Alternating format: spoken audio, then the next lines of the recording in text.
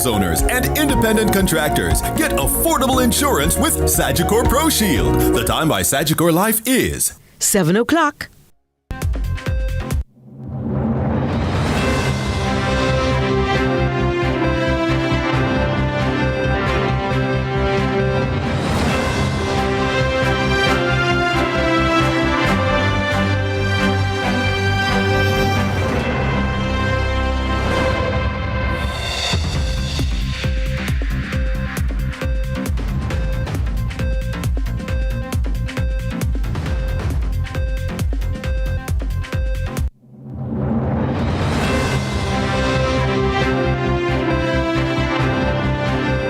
CVM News at 7, free to go. Men connected to DJ Adonai processed and released after early morning raid at entertainer's home.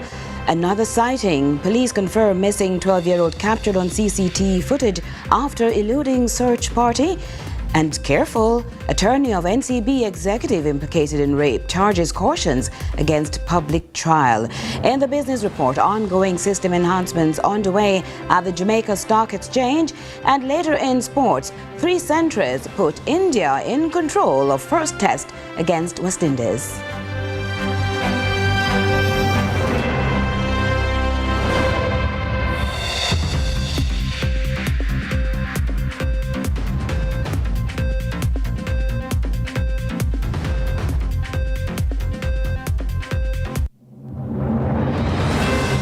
From Kingston, Jamaica, this is CVM News at 7 for Friday, October 3, 2025. Thanks so much for joining us. I am Curlin Brown. 2 individuals connected to entertainer Adonai were processed and released by police on Friday. Both were taken in following an early morning raid conducted by lawmen at the DJ's St. Andrew home. Police confirm that nothing illegal was found at the residence of the DJ, whose given name is Sheldon Lawrence.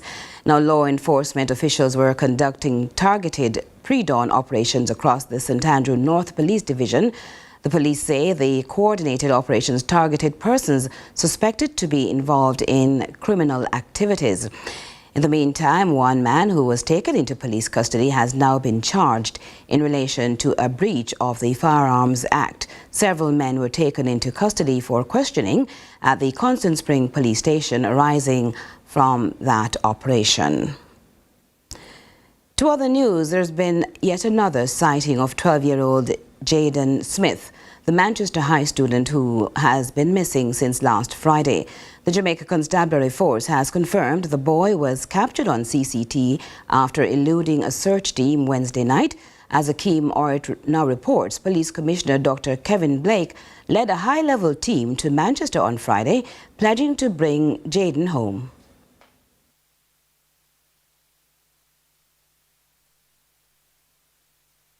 Police Commissioner Dr. Kevin Blake greeting Principal of Manchester High, Jasford Gabriel, Friday morning. The nation's top cop led a high-level team to the school to lend support and assure stakeholders that the police remain committed to bringing Jaden Smith home safely. The 12-year-old first-form student of Manchester High has been missing since last Friday. He was reportedly spotted Wednesday evening, but ran away before searchers could reach him. Our newsroom also understands that CCTV footage has since picked him up in the area. Senior Superintendent of Police Dennis Brooks is Senior Communications Strategist for the JCF. There have been multiple sightings of him. We have confidence that it is him who persons have seen, given their proximity to him. So members of the school staff, we were told by the principal today, have seen him.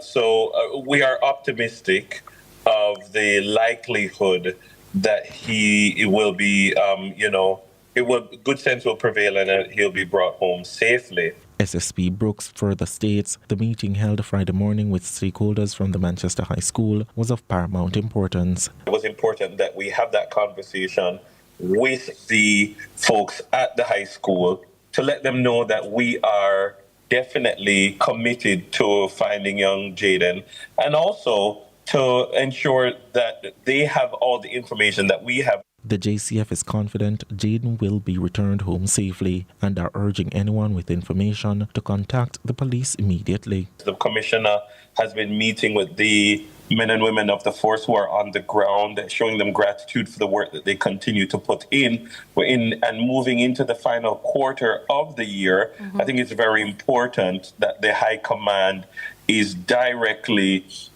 connecting with the men and women of the force who are going to make the success a reality. The search for Jaden Smith continues with both police and community members on high alert. Authorities are appealing for calm and cooperation as they work to reunite him with his family. Anyone with information on Jaden's whereabouts is asked to contact the Alligator Pond Police at 876-224-3113. Akeem Aret, CVM News.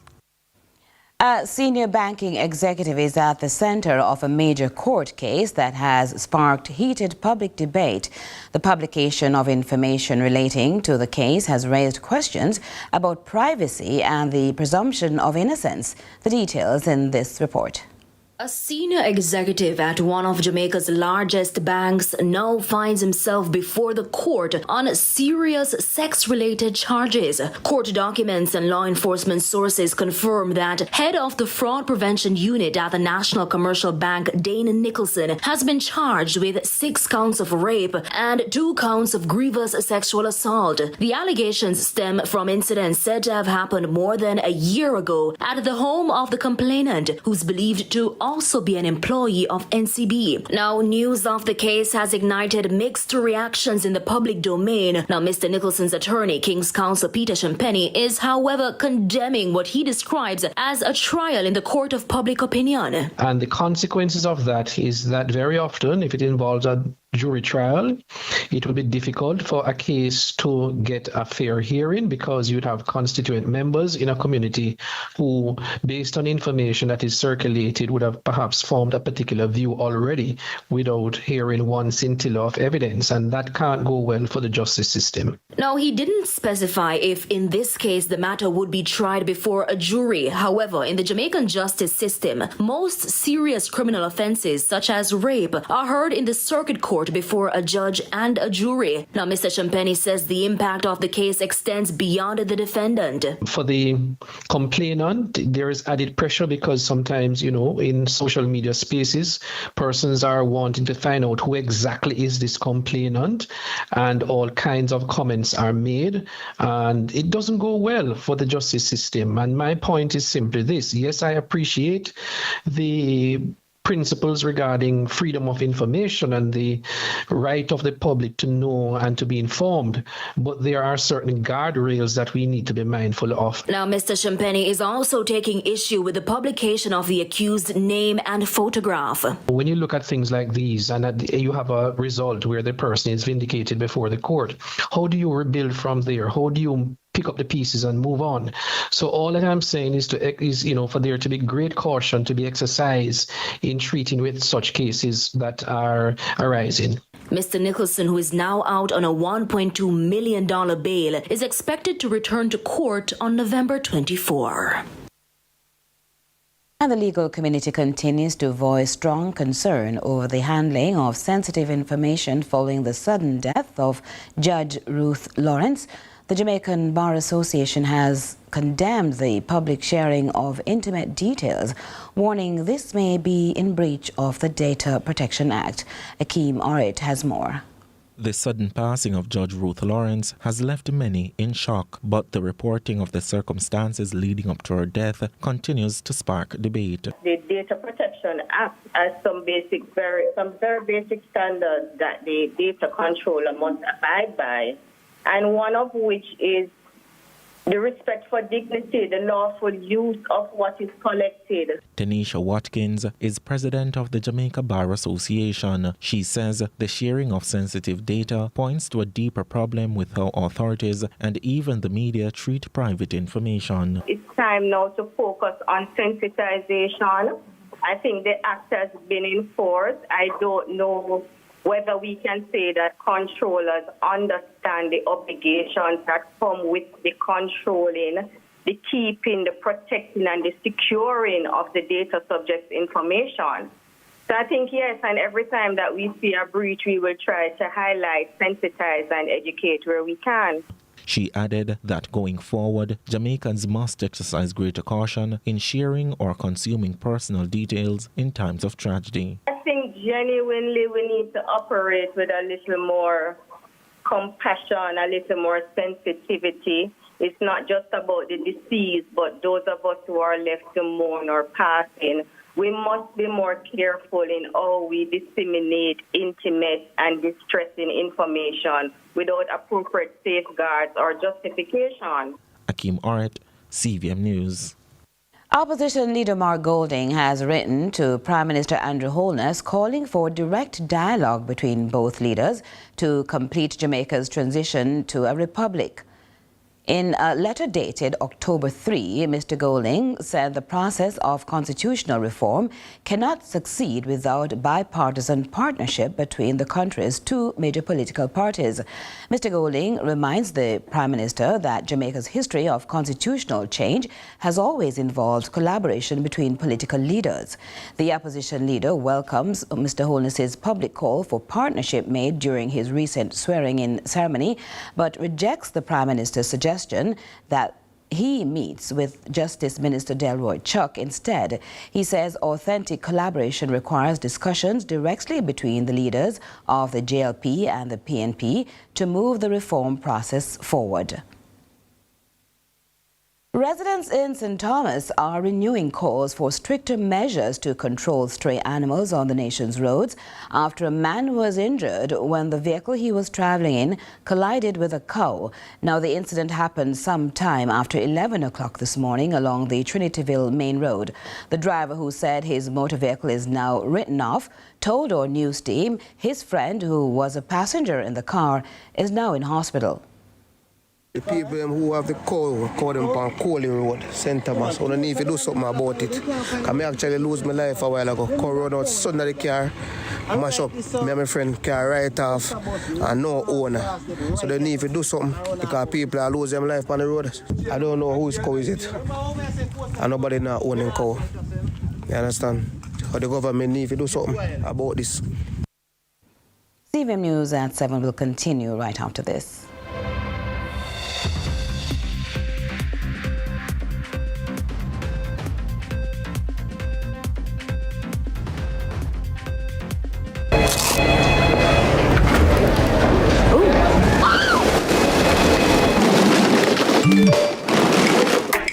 Crunch your craving with the value menu from KFC. With combos starting at just $620. KFC, it's finger lick. Make home yours with up to 30% off select items at Quartz. Get lounge, dining, and bedroom furniture starting at $11,999. Fridges, stoves, and washers starting at $26,999. And smart TVs starting at $24,999. Shop today with Quartz Ready Finance and get more. Make home yours with up to 30% off at Quartz, bringing value home. Offers end October 31. Conditions apply.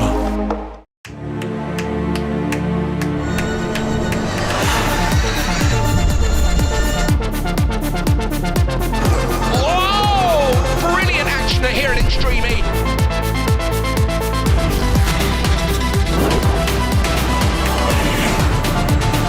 This is unbelievable. Absolute carnage.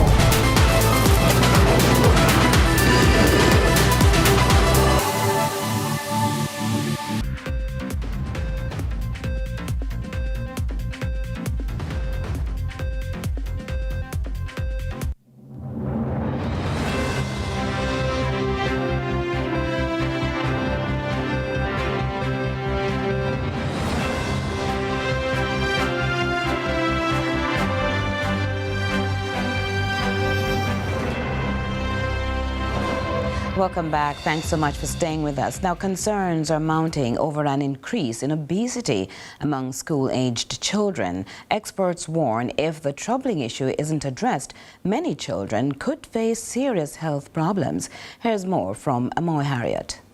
For every classroom in Jamaica, there's at least one child at risk of developing diabetes, heart disease, or high blood pressure before they reach adulthood. Childhood obesity, first and foremost, it actually sets the stage for, serious health problems. A recent study by UNICEF found that for the first time in history, more children aged 5 to 19 across the globe are classified as obese than underweight. The number of children and adolescents who are overweight has more than doubled since 2000, from about 194 million to 391 million globally. Rosanna Pike is Advocacy Officer for the Global Health Advocacy Project at Heart Foundation. We understand that the roots of obesity really run deep. Of course. So you mentioned some of the factors. Of course, there is genetics, the lifestyle. But one thing we have to actually highlight, amongst the numerous factors is that they're stemming from the very obesogenic environment that we are living in today. So there is the high availability of ultra-processed low-cost foods and beverages that are high in calories, added sugars, salt or sodium. Now, the government a few years ago introduced restrictions on the consumption of sugary drinks in schools. But there are times when you interact with some school administrators who say they aren't aware of this regulation, and some say they are aware, but the monitoring and evaluation is where we fall short. Ms. Pike pointed to a cultural norm among Jamaicans which she says promotes obesity. It's stemming from, colonial times where, being overweight, obese is a sign of opulence, that you're doing well in life, when really and truly there are, it's detrimental to your overall health and well-being. She's urging the Education Ministry to fast-track the implementation of its national school nutrition policy. We put the matter to Education Minister Dr. Dana Morris-Dixon. She said the ministry recently trained some 300 school cooks. The problems we see in older Jamaicans, the NCD problem, we start early. So what we've done is to do new menus for the schools. We've also looked at innovative ways to deliver vegetables. So even with young children, when they see the green things, they don't want it. And so we were teaching them how to hide the nice vegetables in their food. We're also emphasizing physical education, because that's key. Because you want them to eat properly, but you also want them to be active. Amoy Harriet for CVM News. The Jamaica Urban Transit Company, JUTC, has launched its new rural express routes, offering rural commuters a more comfortable and convenient way to travel across the island. The service will connect Kingston to Ocho Rios, Montego Bay, Negril, Mandeville and Maypen, with Port Antonio to be added soon. Carla Ramdeen has the details. Transport Minister Darrell Vaz says that the new JUTC service will operate 6 days a week, with the first bus departing at 5:30 a.m. from Kingston. Passengers will pay an introductory fare of $2,000 per trip to Ocho Rios, Montego Bay, Negril, Mandeville, and $1,500 to Maypen. Speaking at the launch at Halfway Tree Transport Center, Minister Vaz described the fares as a great introductory option to provide rural citizens with access to affordable transportation. But most importantly, it's giving options to the rural citizens across Jamaica, similar to that of the school bus, giving them opportunities to making sure that they can get a safe, reliable, affordable mode of transportation. The Transport Minister adds the new service also prioritizes accessibility, with 10% of buses specially equipped for passengers with disabilities. There's a policy in place by the government that 10% of all buses will be for special needs. So that would mean that we, out of the 100 that we got recently, we got the last 7 for the special needs. So we have 10 out of that, plus the 10 from the other. So we have about 20 outside of what we would have had in the fleet before. Managing Director of the JUTC, Owen Ellington, detailed plans to expand the service to Port Antonio. He says the Rural Express will also give Jamaicans an opportunity to explore the country in a safe, comfortable and affordable way. We're not really interested in competing with existing carriers. Our intention is to create a new niche, that is Jamaicans who are not traveling, Jamaicans who have the resources, have the family connections, have the interests across the country, but haven't yet figured out they can travel regularly, safely, conveniently, and at an affordable price. So, Carla Ramdeen, CVM News. Concerns are, well, let's see. Some emotional childhood experiences are difficult to erase, especially if the source of the pain is someone entrusted to shape the future. Let's hear the story of one person who is now healing through teaching. You find bullying. Here in the schools, they're all over. But at the end of the day, we as parents we need to guide the children and let them know that it's not okay to be bullied, that they should always reach out to somebody that's in authority who is able to assist. If therapy is needed, if counseling is needed, then they should get that assistance so as to alleviate the pressures of being bullied. Thankfully, some children are able to heal despite being bullied in the classroom, turning unforgettable encounters into teachable lifelong lessons. What is it that the teacher would have said to you that you took as bullying? I was a girl who I played mainly with boys, because I used to observe the girls would always be in these back and front arguments. And I remember the teacher said to me, I was reading a book, Physiology and Anatomy, and the teacher asked a question and I didn't hear because I was thinking about that section of the kidney that I was reading about. And she said, yes, see there, you're not even listening. All you're going to do is end up downtown and have one whole heap of babies and sell in the market. Yeah. So that's all I'm doing. When they end up downtown, I have a lot of babies and sell in the market. Well, I have one at 41. She's my pride and joy. So we need to be careful what we say. Yes, very careful. In order to change the status quo surrounding bullying, teacher Natalie Mothersill is aware, along with bullying intervention techniques, there must be empathy. I've heard so many horror stories and it really hurt, you know. I've had even training I have to teach mothers. I found out, being in the profession, I found out too that there are mothers who the last time they hugged their child was when they breastfed them. I've had parents who I had to call them in and say, come, tell her you love her, hug her, give her a kiss. And they actually break down just to do that. And I said the child needs that love. I have to tell them they're just 10 and 11 and 12 at grade 6. Bathe them. This is where you create a bond with your child. So even while hitting on the door of puberty, a critical juncture, parental nurturing can deter the impulse for children to become bullies, which in turn makes it easier for school administrators to play their part. You just keep going, even when you want to give up. Sometimes the pressure's high and all of that, but we do our thing.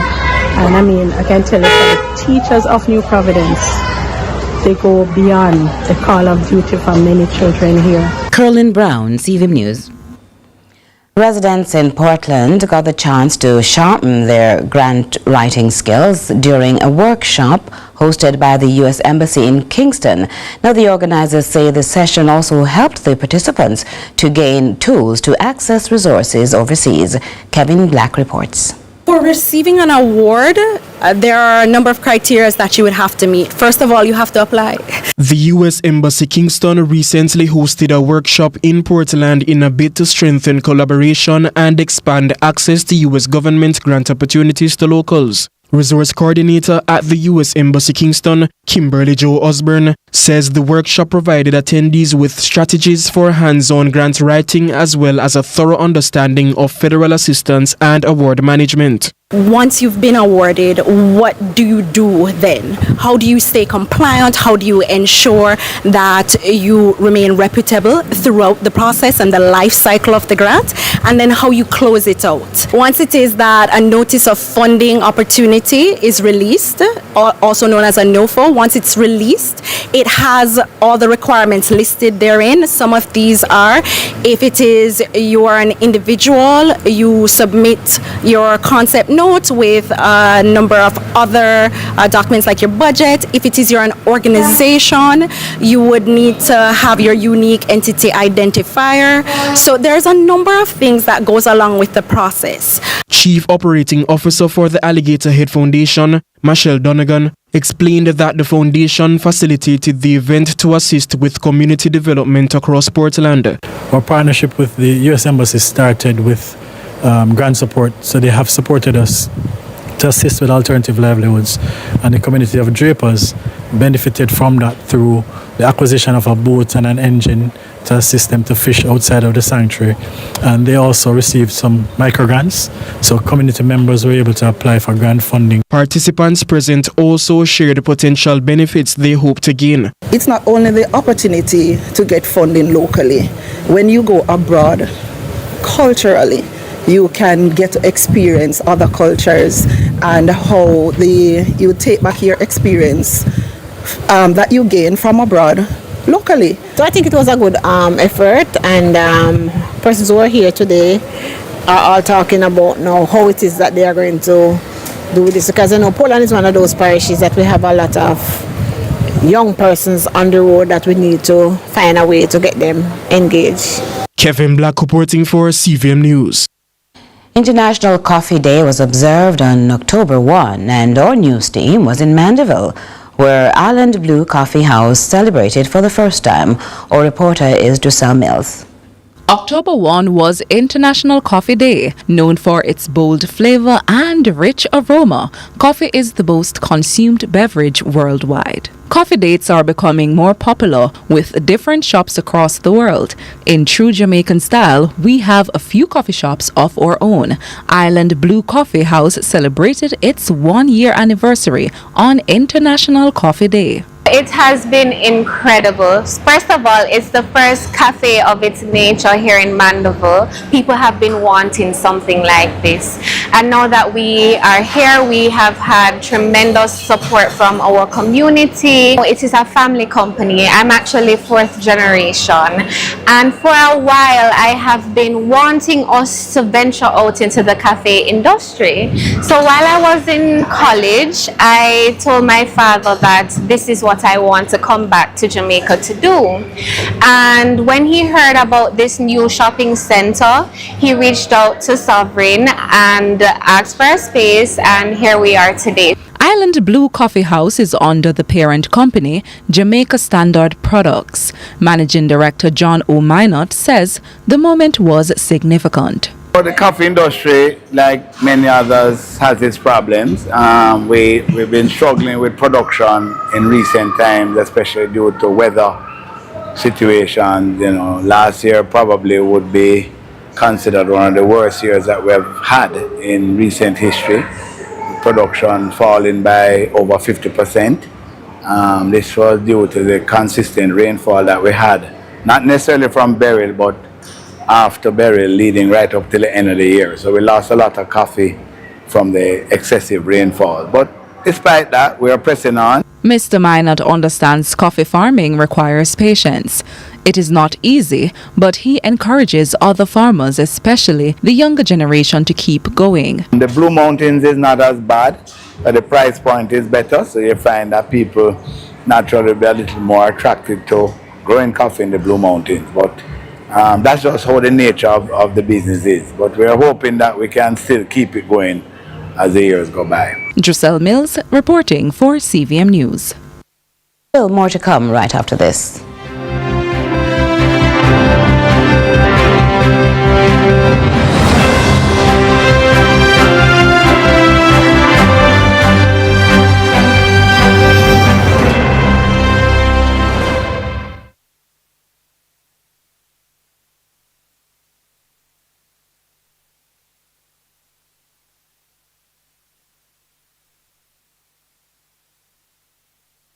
up to 30% off select items at Quartz. Get lounge, dining, and bedroom furniture starting at $11,999. Fridges, stoves, and washers starting at $26,999. And smart TVs starting at $24,999. Shop today with Quartz Ready Finance and get more. Make home yours with up to 30% off at Quartz, bringing value home. Offers end October 31. Conditions apply.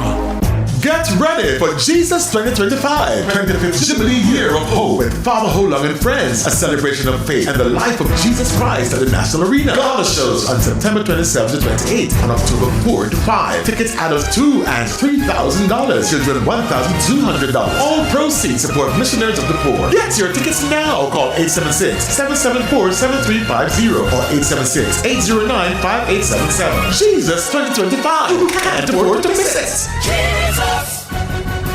50 years of finger-licking good memories, yeah. The time by KFC is 7:30.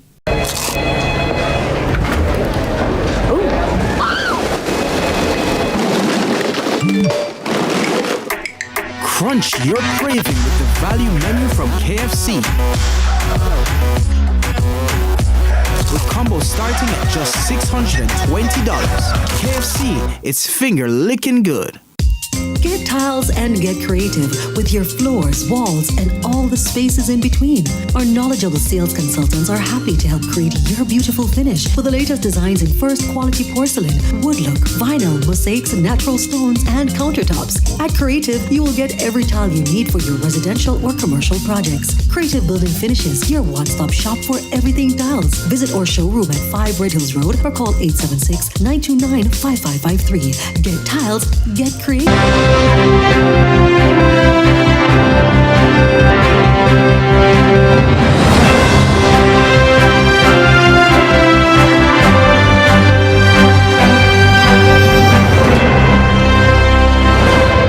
We welcome you back with the Business Report with Joel Crosskill.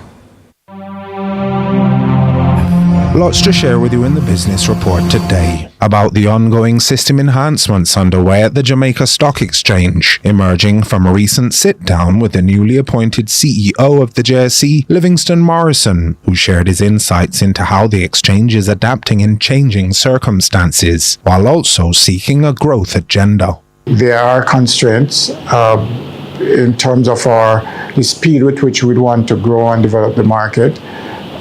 There are questions as to whether or not the entire ecosystem can keep pace with the rate at which the capital market is developing. In 2024, the JUTC facilitated 10 new listings, mobilizing over $16.8 billion in capital, while also launching its new DataSphere platform, containing 50 years of financial market information. The financial system is evolving rapidly, and that is driven in large part by the adoption of various technological developments. We will continue to search for those opportunities, but in a measured way. The focus is on maximizing the impact on our own performance as an organization, or performance as a listed company. But something is changing, one that also performs another crucial function through its Regulatory and Market Oversight Committee, RMOC, which, in the chairman's report in the JUTC Annual Report of 2024, revealed that it had handled 276 compliance and market surveillance issues over the course of the year. Despite a 96% closure rate reported by the RMOC, the data may have prompted Mr. Livingston to make a somewhat surprising revelation. We're looking to better understand what are the underlying challenges that the listed companies and other stakeholders are faced with.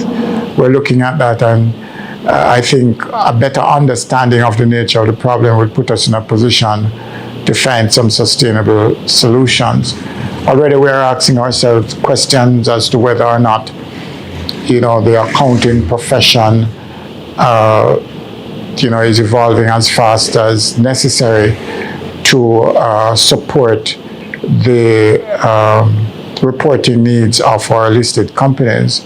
But we're also asking ourselves the question as to whether our rules are framed in an appropriate fashion to support timely filings. As a member of the Institute of Chartered Accountants himself, the introspection of the JSC CEO led him to speak on the potential role that technology may have in remediating some of the current challenges facing the sector. Are there opportunities for better use of technology on both ends to ensure that we can better serve the needs of both our listed companies and our investors? Of course, we can't lose sight of why we're doing this. We want to make sure that the integrity of the capital market is maintained, and our investors will have the information required on a timely basis to make investment decisions, informed investment decisions. We will not look at technology as an end in itself, but technology in terms of how it can help us to be much more efficient and how it can help us to deliver service and higher quality service to our stakeholders right across the sector. Excellence is a journey and not a destination, so we're constantly on that journey. And as I said before, it's about leading with inspiration, vision, and integrity. And that was your business report. I'm Joel Crossgill. To news overseas now, Hamas says it was willing to release all hostages held in Gaza under the terms of U.S. President Donald Trump's plan to end the Gaza war.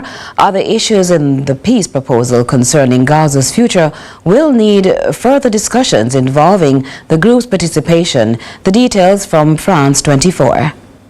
From the statement itself, the movement announces its approval to release all occupation prisoners, it says, referring to the hostages, alive and deceased, according to the exchange formula outlined in President Trump's proposal. This means that it is according to the key presented in Donald Trump's appointment of how many Palestinian prisoners held in Israeli jails will be released for every Israeli hostage. However, there are other points where Hamas said yes, but yes to entering negotiations, and there are some fairly significant discrepancies. For example, the Trump document stipulates that Hamas will not be part of any transitional internationally run government or any transitional Palestinian government or any elected future Palestinian government. According to the Trump plan, Hamas is out. They say, to the contrary, that they will not turn over the Gaza Strip to any international forces, only to a Palestinian ruling body, of which they will be a part. Stay with us. We'll continue right after this.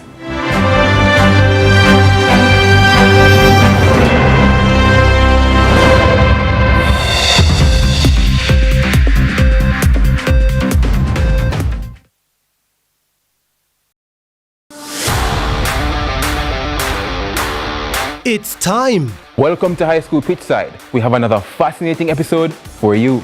More matches, more big clashes. Let's talk about some of the big rivalries coming up this week. More of your favorite features. And trust me, you won't fall asleep in this history class. And of course, we always want to hear from you. Hear from your alma mater's players and coaches in Team Talk. You know we can't leave you out. So send us your messages on social media and watch us react on FanView. And you know we love a good little debate, right, Gio?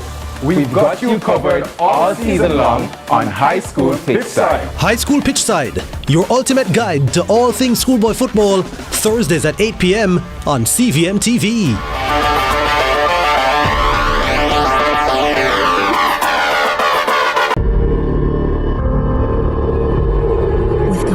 Comfort can replace pain. Peace can replace turmoil. Hope can replace sorrow. God loves you. God hears you. God speaks to you in your thoughts, in your heart, and through living prophets. Come, hear the words God has for you.